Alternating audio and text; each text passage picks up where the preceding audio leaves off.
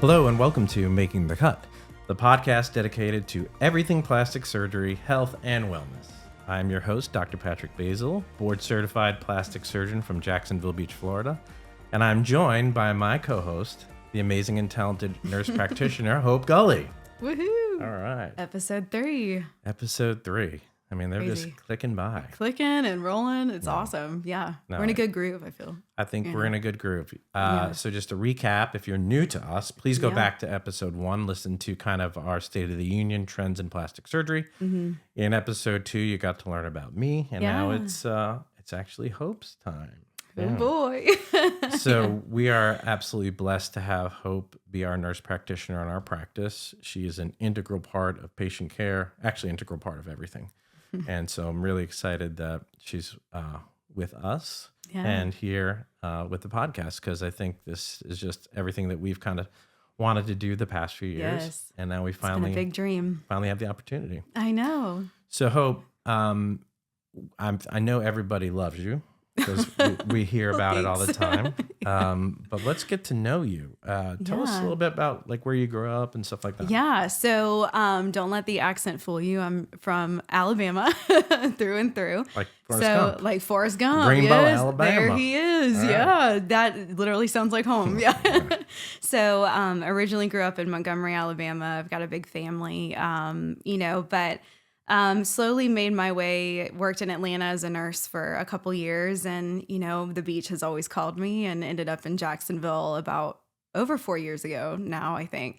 And it's just been great. I think I grew up in a family that was very, my dad was very big and wanted us to be very professional and, successful, and kind of drove that into us as kids too, of, know your stuff and do your best and work your hardest. And that was an example he set for us too, was just work hard, Yeah, I know you talk about your family all the time. Yeah, And I love first my off, how family. close you are, which I think is great. Yeah. How much of a character your dad is. He is a character. But that he Yeah. did really instill that in you, and that, did. obviously some of your siblings are super successful as well. And that's really Right. cool to see. Mm-hmm. But you decided to do healthcare. So I did. how yeah. did that happen? Like, at what point did you say you wanted to go into nursing? Yeah. I think growing up, it's funny when you can kind of look back. I always knew I wanted to do something where I'm taking care of people. So when I was little, I was maybe a veterinarian or something, because you can ask my parents, I would find stray animals all the time and bring them home. And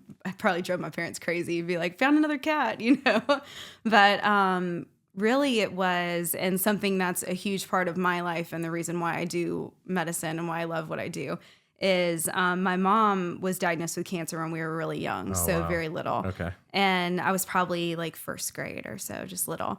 And what was beautiful was my mom was very open about it. So I kind of got to learn, she kind of started to notice that I was very interested in what was going on and wanted to know. And so I got to go with her to chemo and got to see her get radiation and stuff, Oh, wow. which is probably very funky when you zoom out and you're like, oh, you took your young kid to see you, get radiation and stuff. But it was such great exposure to me, and I got to sit with the nurses during that and just had really good exposure to healthcare very early on. Did that kind of freak you out or scare you, No. or was it the opposite? It actually made me feel better, because there was so much unknowns while she was sick, and so much of just, will she be here this time next year? We don't know. And that was kind of being able to walk through it with her was gotcha.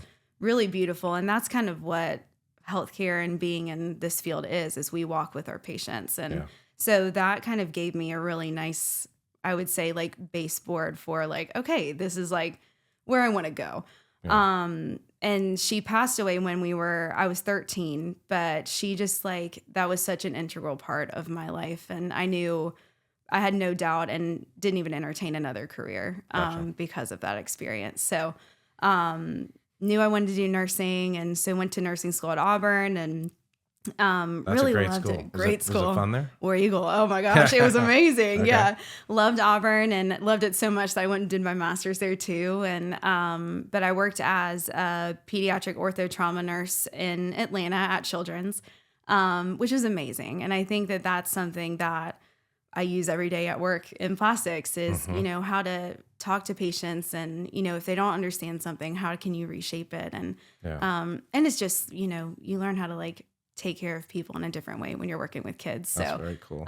very cool. And then did my nurse practitioner, did my master's, and wildly, when I was, it was COVID, we were in the heat of it. And terrible time to be in healthcare.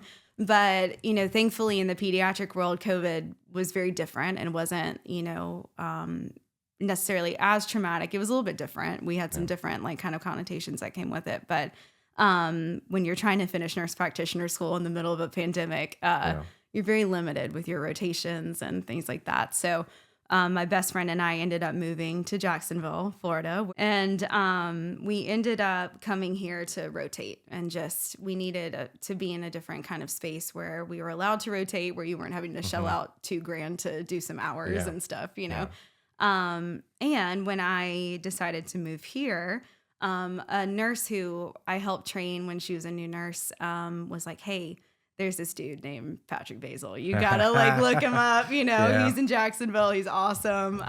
So started following you on Instagram, and then dropped my resume off for hours. And, couple weeks, couple months go by, and, was reached out to do some hours. And turns out, a lot of things just kind of aligned, and it was crazy. My daughter, Hope, knew my best Raquel. Yeah, absolutely. And so that was, anytime you get that kind of connection of good person, things like that, those are things you can't see on a resume, right? Right. People can lie on a resume and everything, but when people meet other people and they're like, oh, they're just awesome, they're incredible, that goes such a long way. Right. Especially, when you're thinking about bringing someone in who's going to be such an important part of the practice, or for you. Yeah, definitely. Like joining a practice. Yes. You don't want to join someone who's terrible. No, totally. No, for sure. Yeah. And I think that was my biggest, even when we have students and stuff come through and they're like, what should I look for,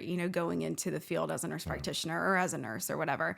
And I always say my biggest advice is who you work with. That the surgeon, the physician, the other providers that you work with, that's what matters is, and that was something that I remember I said, in my interview for what seems like forever ago, was any field is interesting. I could be interested in any field, or most fields, I guess, but it's the culture and it's who you work with. Because if that doesn't align, you spend most of your week, with the people you work with. Gotcha.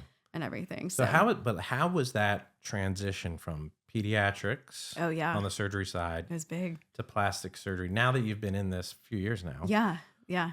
And you reflect back. Yeah. Tell me the naive Hope that went in. Oh my gosh, it was crazy. What were some of the things you really had to learn fast, or like that? Go into that a little bit. Yeah, that's a great question. I think I was very blessed with where I worked in Atlanta. We were exposed to a lot of different surgery types. So we were ortho trauma, but the trauma team was also the general surgery team too. So we got kind of a smattering of everything. So I felt like clinically I was very well prepped from just what I did as a nurse. Yeah. But the transition, I think, from pediatrics to plastics was first kind of what you talked about in episode 2 was the pre-connotations you have with plastics. Because that was big for me because I didn't know. And, it's just, what you hear. And so coming in and realizing oh my gosh, this is an awesome field where it's about a relationship with a patient and it's building confidence. This is not vanity. This is about confidence. And I think that's something we say to patients all day. Oh, yeah. But I think the biggest transition for me was going from, it was the vocational switch, right? Going from a nurse to a provider was very different.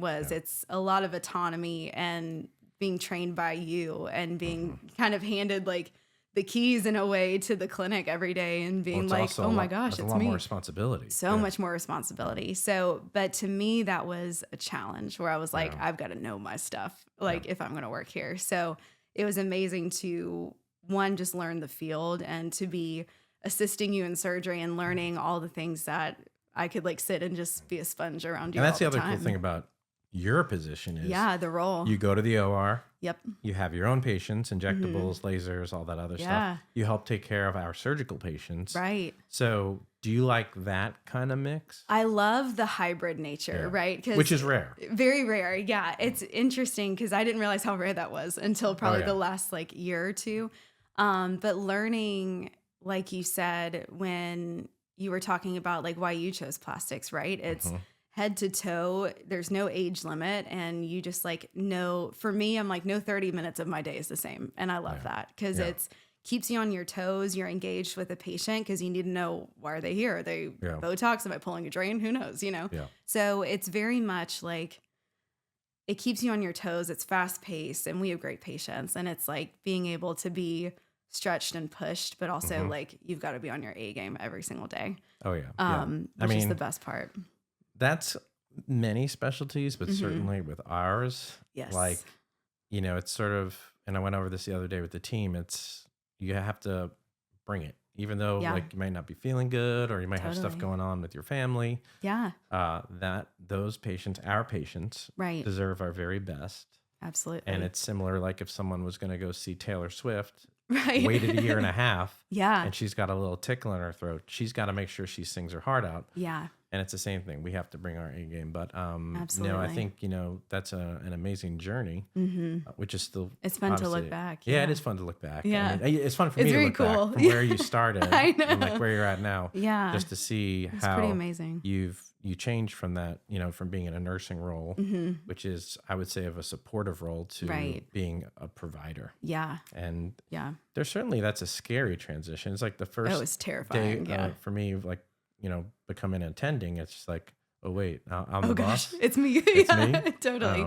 But yeah, no, you've definitely done an amazing job. And, thank you. Yeah. So like, yeah, I mean, what do you think is like the best part of your day? Oh gosh. I would say it's probably those like the best part. There's so many good parts to it, honestly. I love, probably my favorite type of appointment is our 3-month post-op appointments. Yeah.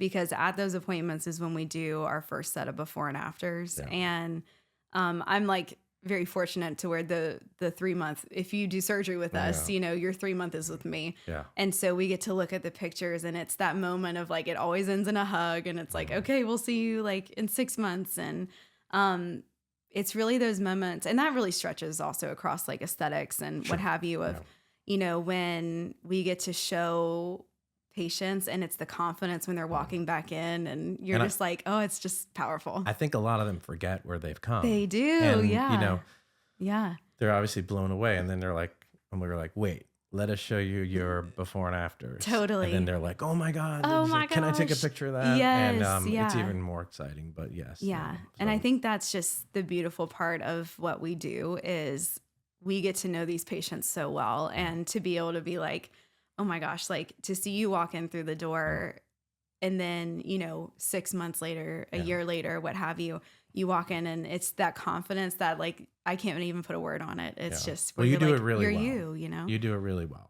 And again, this isn't just me talking. This is the feedback we get, the reviews we get that are about you and the team, which I love. We're just saying like, you know, how great you were, like the trust you've done. So things like that. Again, for me, it's just really, I'm super proud of you for how you've developed, but I also feel very grateful that like most of the times, like, cause you know, I operate a lot and everything, our patients are just being so well cared for.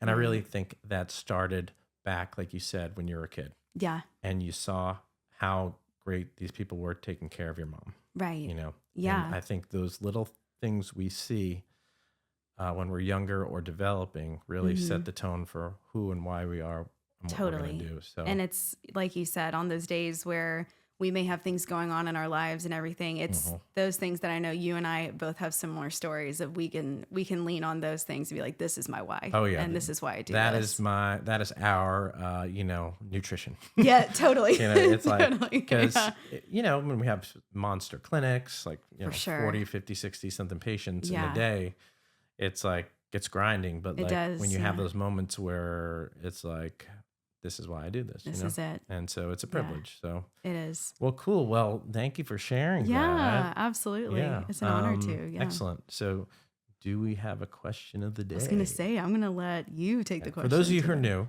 or haven't listened to our other podcast, what we do during clinic when we get together, like when we're in between patients, is we're like, so what's the question of the day? Helps us learn a little bit about each other, but it's fun. It's fun. So and easy. we thought we'd close each podcast with a question of the day. So Hope? I would say let's go pretty deep this time. Okay. Last time was a little more superficial. Last time was Epcot. Epcot. Yeah, I've got Epcot on my mind today. Yeah. So it's now February, which is crazy. So in January, we're all thinking, we kind of think about like goals and things like that. So tell me if you could put like, what's your word for the year? Okay, good one. Yeah. I'm not great with resolutions. They're hard. They are. I think I did dry January for 6 hours. As we all did, yeah. Literally. We all tried. I'm like, I'm going to do it. And then my brother-in-law showed up and he's like, let's have some champagne or something like that. And you're like, shoot. And I'm like, whatever. It's fine. But it's the thought that counts. I think, this is a big year for me. This is 50 coming up. The big 50. As you start to mature and age, the 16-year-old mentality of I can do anything, eat anything, and I'll be,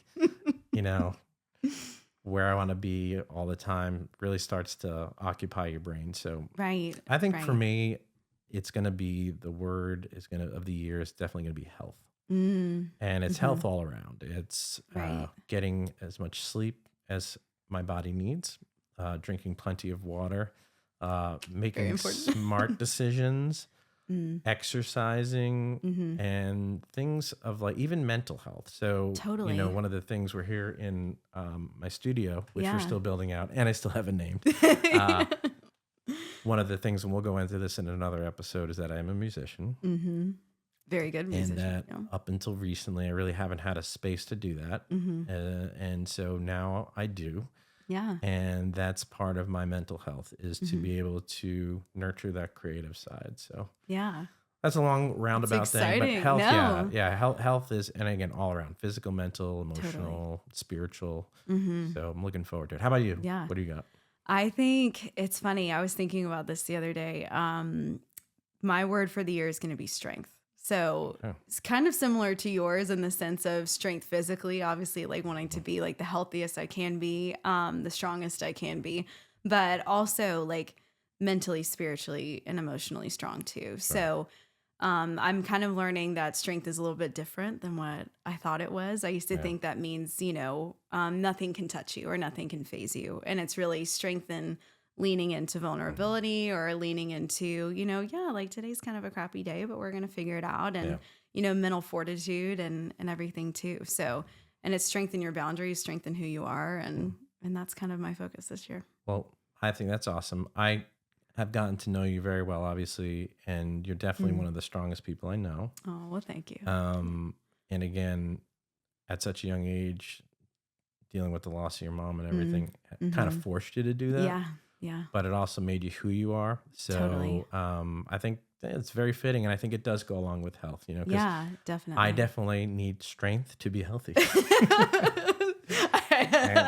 I need health to be straight. Because there are definitely days where I'm like, chocolate cake. Let's do it. Yeah. But luckily, I have a family around to say, hey, Dad, smart decisions. Right. Or it's when a rep brings crumble cookies and we're all just toast. Yeah. But I think strength is an awesome one. It's also just such a positive one. Yeah. And it can be applicable to so many different things. So totally. What we'll do is we'll help each other. There we go. Every day to kind of strength and health. Remember those words of the year. But absolutely. Anyway, well, it was great to get to know you. Yeah. And again, really just happy to be here and be able to share who we are and what we are with our audience. Right. And again, the reason why we wanted to do this for so long was to be able to mass educate. Right. Because there's just so much not accurate stuff out there that, we definitely see our patients come in and they're like, I was on social media or TikTok or Google. And I'm like, no. Yeah. Yeah. So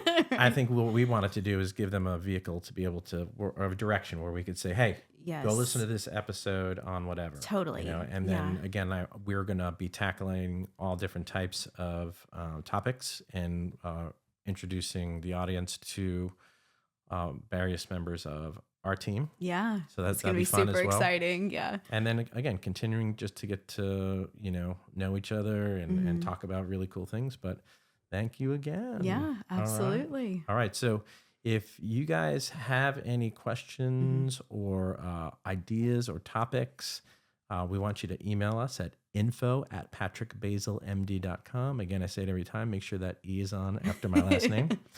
And you can put it attention Making the Cut podcast, and we will definitely get back to you. And we want this because this is for you guys. This is for the audience of why we're doing this. So we might think something might be interesting, but, maybe something we're just nerding out on. So, but Awesome. again, well, thank you, Hope. Yeah. Thanks, Dr. And B. we look forward to seeing you next time. Perfect. I'll see you soon.